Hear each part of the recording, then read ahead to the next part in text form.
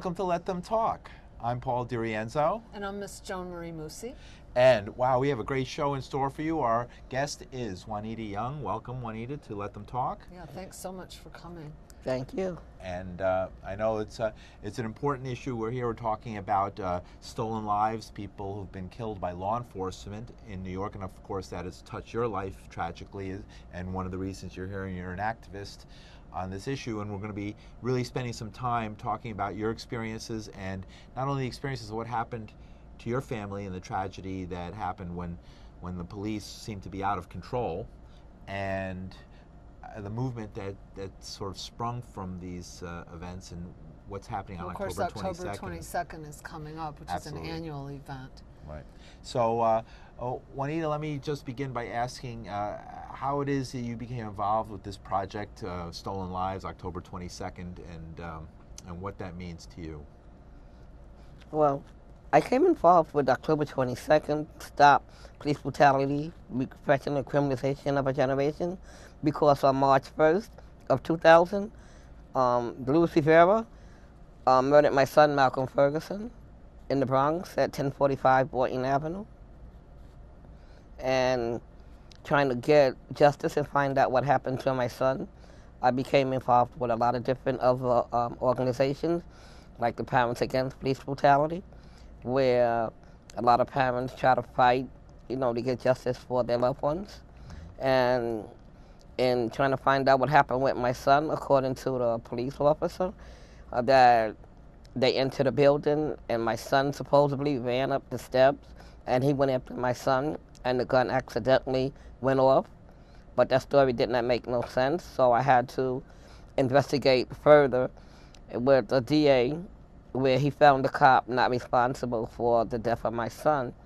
But I took it to civil suit, and the jury found the cop 100% responsible for the death of my son, because according to Rivera, him and my son tripped on the steps and the gun accidentally went off. According to the medical examiner, the gun was pressed against something hard, and that's why the bullet couldn't exit my son's head. So that told me what Rivera was saying was not true. So I found all of this out only because I fought to find out what happened to my son. And of course, you're at a point where you're in such a state of shock and grief. It's just remarkable that people can press forward at that point. And so the support of groups like October 22nd is vital to helping people get through that time and find a way to find out what really happened. Yes, you are so right, because when the police came and told me what happened to my son, I stayed in my bed for 2 weeks trying to figure out what to do. And finally, during that 2 weeks, we rallied from the building at 1045 to the precinct back to the building. And that's when I ran into the people from October 22nd. And after running into them, from that day to this, they have been part of my life, because when I didn't know what to do, they helped me to take the next step. And that was trying to find out what happened to my son. Right, and the whole idea of a federal lawsuit, civil rights lawsuit, instead of just relying on the local district attorney, is of course another aspect that many people wouldn't even know to do. It's just, you're so flummoxed at that point. I mean, of course, one of the beautiful things about the October 22nd Coalition is that so many people stick with it and help the other people when it happens to them. And I think that's a remarkable thing, that so many people who've suffered this type of a loss come out. I saw that Mrs. Diallo came out for the gentleman who was shot in a traffic stop recently. So I think that's a real tribute to the people involved, that so many of the activists are people to whom this has happened. One good thing about the October 22nd Coalition is that most of the people that's involved in it are not people who have had someone killed or abused. They just are so involved in what's going on with police brutality that That's right. They take a strong stand. And the fact that they run up on a case like mine, or like with the Diallo case, Ms. Diallo also came to my house when my son was murdered. And You know, it was like people, you know, us mothers have to give each other support. Of course. Yes. And like I said, after watching D.A. Johnson do very little about my son's case, I knew as Malcolm's mother, I had to do whatever it took to get the truth to be told. And going through these past 12 years, I have learned and ran into so many other parents, not just here in New York. I do it on a national level, going to help support other families that have tragedy like this, because it is true, you don't know what to do when you face in this situation. So having somebody like October 22nd and other parents come and help guide you, that's the biggest comfort you can have. And of course, we've had Nicholas Hayward on the show several times, who's another participant whose son was killed, a 13-year-old boy, just tragic.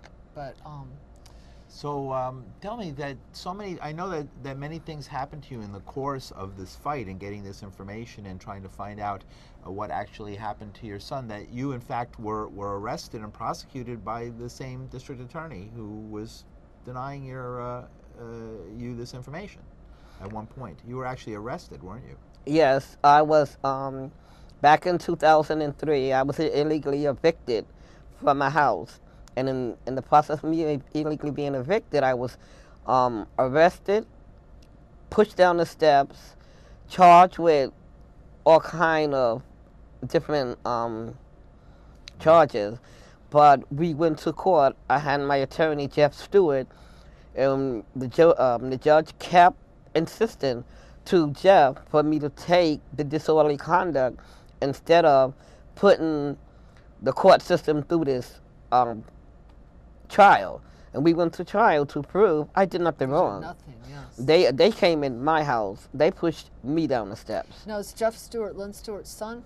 Yes, that's because originally it was Lynn Stewart who took my case. And then after they took her license, her son stepped in and said he would help. Mm-hmm. And Lynn's been a guest on this show, and Ralph Pointer as well, numerous times. They're very good friends of ours, and we've been following that case very closely. So it's full circle here. We're talking with everybody now. It's shocking to me because basically you have poor eyesight. So I mean, you are not a threat. You're a mother, a grandmother, maybe, I don't know. You have poor eyesight. I mean, how could you be a threat to large, beefy New York City policemen who are supposedly trained in all the arts of defense and disarming people and all those kind of things? How is it possible that you could cause disorderly conduct? Well, with or these that gentlemen? It was necessary to throw someone down the stairs. Absolutely. I mean, to me, it's just shocking. I mean, I couldn't imagine somebody doing that to my dear mother. I mean, like, how is this possible? Well, in this day and age. According to the police officer from the 40th precinct, Louis Hernandez was his name. He originally said he was helping me down the steps and I tripped. But the medical evidence proved differently, because by the time they got me to the precinct, my whole right arm and hand was so swollen, because after he pushed me and I fell, he tried to pick me up with the handcuffs, and he messed up my whole wrist. I ended up having surgery, losing part of the inside of my hand from the damage to what Hernandez did. But that's not even... Did they know who you were? I mean, when they came, was there any retaliatory? Did you think it was retaliatory or just more police brutality? It was more police brutality, because prior to that, my landlord at that time was complaining because of what I do when I go out and support other parents. I had went to New Jersey to support another case, and he was complaining, saying I went to New Jersey making trouble, and that if I wanted trouble, I would see what trouble is. So it was retaliatory. I mean, that's what I was saying. Yes, yeah, by the landlord. I see. By the I get it. By the landlord. Now, Paul's asking, how can things like this happen? I'd like to know, how can it continue to happen? Why? I see on your flyer here, at least 221 people have been killed by the NYPD since Amadou Diallo. Like, how is that possible? Because of who protects these cops. You know, Ray Kelly, you know, being that he feels cops can do no wrong, no matter what the situation is, no matter what the circumstances is. It's only recently with the Graham case where the cop man up in the house that these cop got indicted, and that even though the cop get indicted, you know, that's really nothing because unless the judge or jury sends that cop to jail, the same thing that happened in the Zongo case, the cop got indicted, he was found guilty, the judge ruled, the cop had a good record, and they put the cop on probation. So they suffer no punishment. So that's why you see 221 is now 222. That's right. People that has been murdered by the police. And Yes, there's a case right now. And this is the on list right news. here of people with photographs, and you have a book. I have Can a you show us book the book? called Stolen Lives. If I want to, let me hold it for you. for Okay, the that's camera. That's the Spanish That's the version. Spanish version. That's fine. Okay, great. This Here's the book English. goes from 2000. I mean, from 1990 to 2000. This is an updated version of the book Sure. to 2007. All these people have been killed by law enforcement nationwide. Let me just take a look at your book here for a second. I'd just like to page through it so folks can see what's inside this book. We've actually shown it before on the show, but not for a while. And here are lists of name after name, incident after incident. And that's only till 2000. Now, how This does- is this the goes- addendum, yes. Yes, this goes to 2007, for which we are going to update from 2008 to 2012. Right, 'cause I'm just that's going to even wait more. till this year ends because I know it's going to be more people. So Now, is this something that police just do? I mean, you know, police's job is to always intervene with the, or is this something that's getting worse? Does it represent a crackdown, or is this the same thing that happened in the 50s and the 60s and even in the 19th century? You know, police are just always, you know, some cops are always just beating people to death or killing them in the course of their job, and that's just part of the job. You mean like the bad apple theory? Right. Or is this really something that represents, you know, a political move towards fascism, or is it straight up racism? They just do this in certain communities. What's your take on that? Or what's behind this? I feel it's mostly done in more Black and Latino communities because most of the people that you see on this flyer I'll are hold black this for you, so- are Black and Latino. So Yeah. I mean, the fact that they are able, like I say, to do this and not be punished, or if they be punished, like when the drunken cop killed the whole family in Brooklyn, and he went to trial, he only got 5 to 15 years for killing a mother, a newborn baby, a sister. I mean, you tell me, if that had been me or you, we would be going to jail for life. But because they're cops, they get special privileges. And that goes without saying. Well, I notice in some of these cases, sometimes the cop who does this turns out to be himself Latino or African American and doing it in his own community. What's going on? Is that just blue? It's just a blue thing? I would go with just a blue thing because the cop who killed my son, Louis Rivera, was Puerto Rican. And people try to turn me from hanging or dealing with Puerto Ricans because they said, how can you be with a Puerto Rican when a Puerto Rican killed your son? Oh, no. And I would say to them, it wasn't the Puerto Rican, it was the man himself. That's right. It was the cop that murdered my son. Because prior to my son being murdered, the 4 cops that killed Diallo, they walked. And after they got their walking papers, they turned around that same year and killed 5 people the same month they murdered my son, just to show the strength that they have. So, no, it is a big racial thing out here when it comes to these cops, but it ain't just I don't say a white thing. It's a cop thing, you know. Tell us a little now, October 22nd is coming up, and what's going to happen on October 22nd as far as you understand or know what's going to be happening?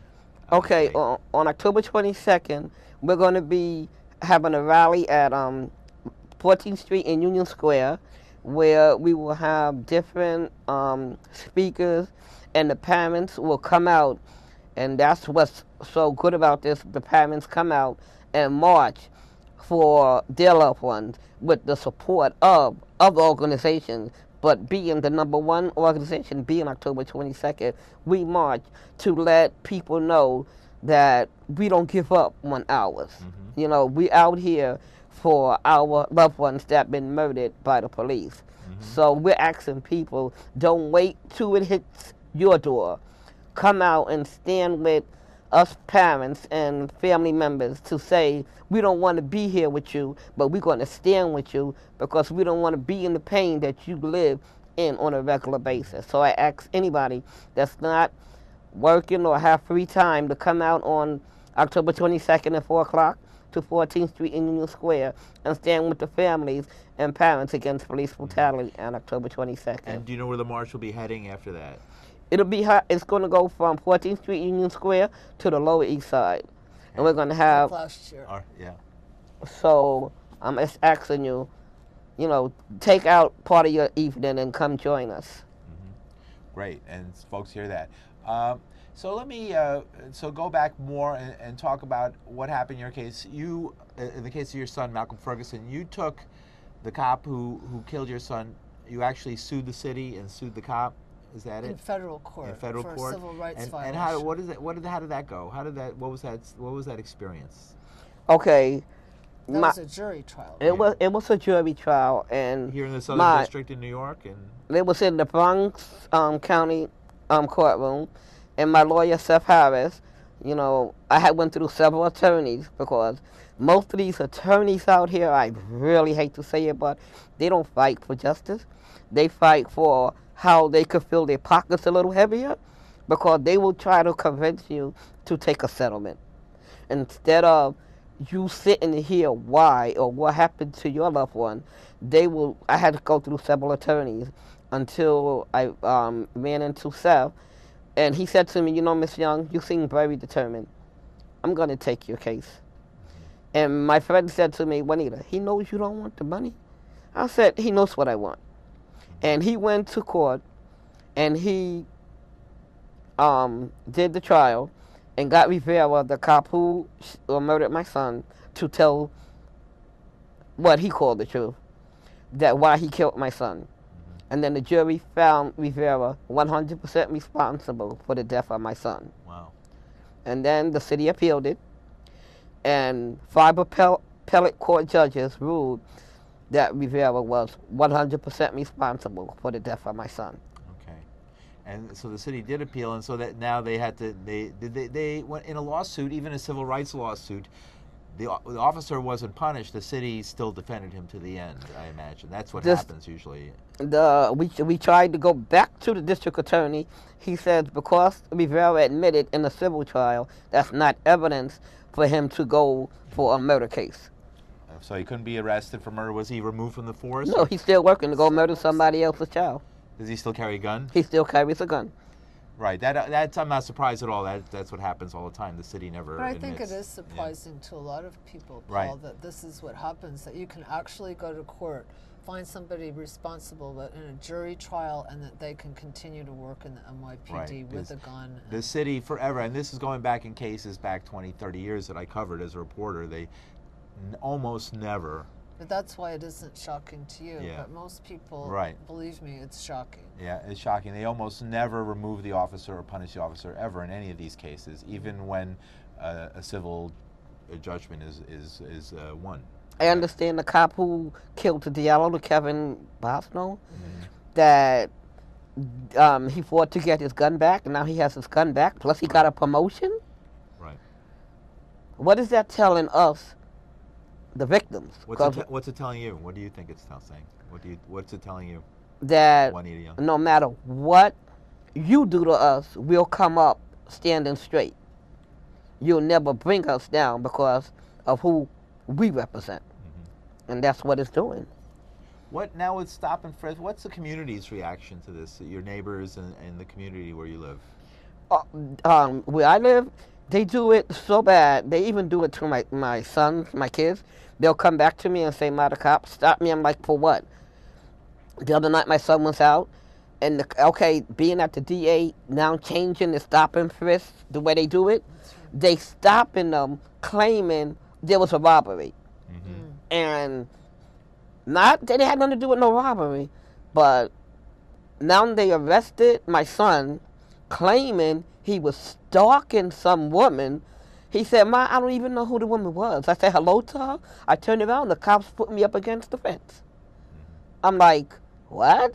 He told me that they said it was a robbery. When I go to the same precinct, the 43rd, that harasses me all the time, it's the same precinct. I mean, now my son is facing that he stalked somebody. Now, we don't even know who this lady is. But he could walk up to her in the street or pass her by and she could say anything. Because we don't know what really happened here. What do parents think when their children go out, especially when they get to be teenagers and they're going out and they're going out a little later than they usually did when they were junior high and elementary school, and are in the streets and visiting their friends and going over to people's houses?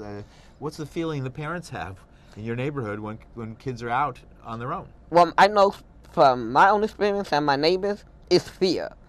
Because after being that so much happened in my family situation right now, especially with the police, I hate to pick up the phone.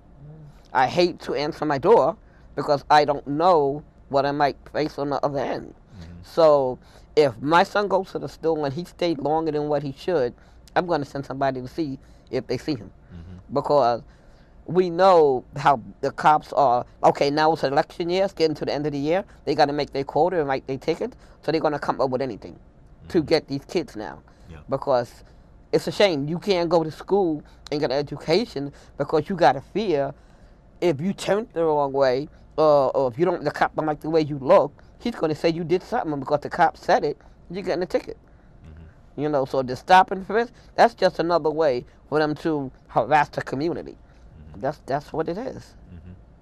Wow, Juanita Young participating in the October 22nd rally against police brutality. Again, could you tell us where people will be meeting and what will be happening at this event? Who'll be speaking? Do you know who'll be speaking or who some of the speakers might be? Right now, we're still doing the speakers list, but definitely it will be a lot of parents like Margarita Rosario, Eileen Pearson, Frank Graham. I don't know the other families, but it'll be quite a few families. So family members actually are speaking at this, and it's really revolves around not so much political leaders, they're there too, political activists, but actual victims, the people who are the telling parents. The story. But I also wanted to say last year, one thing I thought was really beautiful was they had portraits of a lot of the people that had been killed by the police. And it was really fantastic. And in the march, everyone carried them. And I thought it was a really beautiful gesture last year. Because that's one way that we get to bring out our loved ones, as opposed to we do a Stolen Lives induction ceremony. Right. Where we tell us a little bit about that. What is the Stolen Lives induction ceremony? It's a ceremony where we induct whoever been murdered by law enforcement into the Stolen Lives Project, and we give them a certificate, letting them know that their loved one was not forgotten. And a lot of the parents and different organizers, and depending on who we could get to come out, they come out and they present a certificate to the family. We do it with New York and New Jersey. We work with New York and New Jersey in doing this Stolen Lives. Okay. And this is also happening now. Is this Stolen Lives just covers New York and New Jersey? Doesn't cover the other cities and states? No, that's a nationwide book. Oh, the book is nationwide. Okay, and this is something that it's not just New York City, it's not just New Jersey, it's all over the country. It's all over the country. I do this, being a national spokesperson for the parents, I do this on a regular basis, and the stories that I have came up against. You know, the hurting one was going to Detroit when that cop shot through that house, and he threw a grenade through the window, and then he burnt the little girl with the grenade, and then he shot her. And they tried to blame the grandmother for the girl's death, but it was always the cop who shot the little girl in the neck. And who they blame, not the cop, they got the father sitting in jail because they fought for what was going on. They had to find something against the father and put him in jail. I mean, that's how bad they retaliate when you try to get justice. Meanwhile, the cop is back out here to do whatever, throw another grenade through somebody else's house, you know? Right. Well, Juanita Young, again, so that'll be, this event is occurring October 22nd, Union Square Park, 4 p.m. Speeches followed by a march, a spirited march. Yes. Nonviolent, peaceful, but spirited march into the Lower East Side community. Yes. And there'll be more information at the event, exactly where they'll be going, depending on permits and all that. Just show up at 4 o'clock in Union Square. That's the place to Right. be. That'll be the place to be on October 22nd. Okay, Union Square. And last year we were on the march, and it was a wonderful. It was right at the same time, in the midst of Occupy Wall Street was happening, and so there was a very large turnout. Really thousands of people. Yes. And we took to the streets. Let's do it again this year. Yeah, we should do it again this year, because this is an important thing. Nobody is above the law, especially the enforcers of the law should be the last ones to be above the law. So thank you again, Juanita Young. Anything you'd like to add? No, I just asked you all to come out on October 22nd to 14th Street in Union Square and stand and support the family, so you don't have to be a victim of a murdered loved one. Thank you. All right, thank you. Asesino! Asesino! Asesino! Asesino!